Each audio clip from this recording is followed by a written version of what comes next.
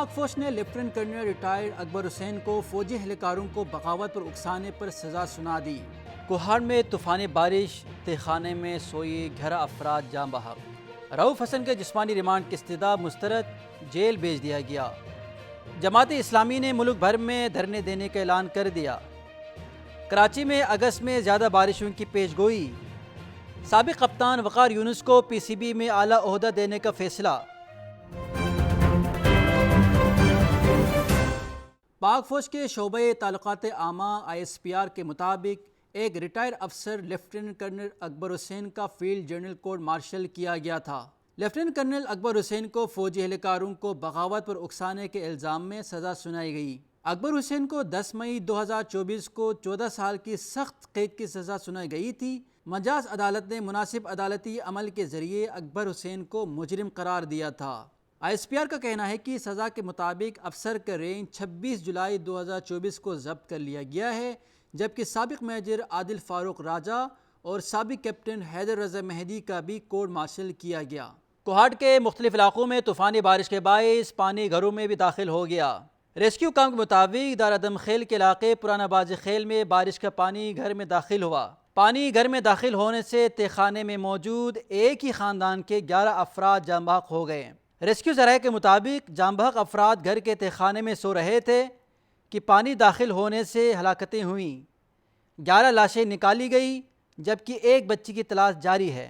ذرائع کا بتانا ہے کہ تہ خانے میں ڈوب کر جاں بحق ہونے والوں میں ایک ہی خاندان کے 6 بچے، 3 خواتین اور 2 مرد شامل ہیں۔ رؤف حسن کے مزید جسمانی ریمانڈ کی استدعا مسترد، جوڈیشل ریمانڈ پر جیل بھیج دیا گیا۔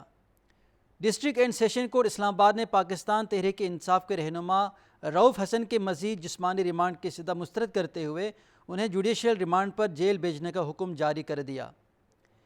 تحریک انصاف رہنما رؤف حسن و دیگر ملزمان کو FIA نے 2 روز کا جسمانی ریمانڈ پورا ہونے پر جوڈیشل مجسٹریٹ شبیر بٹی کی خصوصی عدالت میں پیش کیا۔ FIA پراسیکیوٹر نے رؤف حسن کے مزید 5 روز کے جسمانی ریمانڈ کی استدعا کی، تاہم پیکا ایکٹ کی خصوصی عدالت نے رؤف حسن کے مزید جسمانی ریمانڈ کی استدعا مسترد کرتے ہوئے تمام ملزمان کو جوڈیشل ریمانڈ پر جیل بھیجنے کا حکم جاری کر دیا۔ امیر جماعت اسلامی حافظ نعیم الرحمن نے مہنگائی اور IPPs کے معاہدوں کے خلاف ملک بھر میں دھرنے شروع کرنے کا اعلان کر دیا۔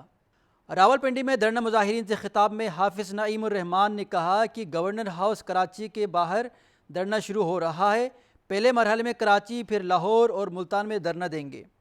امیر جماعت اسلامی نے بجلی کی قیمت کم کرنے، IPPs کا آڈٹ کرانے کا مطالبہ کرتے ہوئے کہا کہ حکومت کو 2 روز کا وقت دے رہے ہیں، مطالبات منوا کر ہی چاہیں گے۔ 3 اگست کو فلسطین اور 5 اگست کو یوم یکجہتی کشمیر منائیں گے۔ انہوں نے مزید کہا کہ حکومت اور جماعت اسلامی کے درمیان کل مذاکرات کا دوسرا دور نہ ہو سکا۔ جماعت اسلامی نے اپنے 10 مطالبات حکومتی کمیٹی کے سامنے رکھ دیے۔ واضح رہے مہنگائی اور IPPs کے معاہدوں کے خلاف جماعت اسلامی کا راولپنڈی میں دھرنا جاری ہے۔ چیف میٹرولوجسٹ نے اگست میں زیادہ بارشوں کی پیش گوئی کی ہے۔ سردار سرفراز نے کہا ہے کہ 4 اگست سے مشرقی سندھ سے شدت کی مونسون ہوائیں داخل ہوں گی، جس کے سبب 4 سے 6 اگست کے دوران سندھ کے بیشتر مقامات پر تیز اور موسلادھار بارش کا امکان ہے۔ اس دوران کراچی میں بھی اچھی بارش کی توقع کی جا رہی ہے۔ Chairman Pakistan cricket board Mohsin Naqvi نے کرکٹ کے معاملات سابق کپتان وقار یونس کو سونپنے کا فیصلہ کر لیا۔ ذرائع کے مطابق چیئرمین محسن نقوی انتظامی امور دیکھا کریں گے اور کرکٹ کے حوالے سے تمام فیصلوں کا ذمہ دار ایک کرکٹر ہوگا۔ سابق کپتان وقار یونس کو PCB میں اعلیٰ عہدہ دینے کا فیصلہ بھی کیا گیا ہے، وہ مین کرکٹ کے معاملات دیکھیں گے۔ PCB آئین 2014 کے مطابق چیئرمین اپنی پاور کسی کو سونپنے کے اختیار رکھتے ہیں۔ وقار یونس کمیٹی سے متعلقہ تمام امور کے نگران ہوں گے، وہ national selection committee, white ball اور ریڈ بال کوچز کو دیکھیں گے۔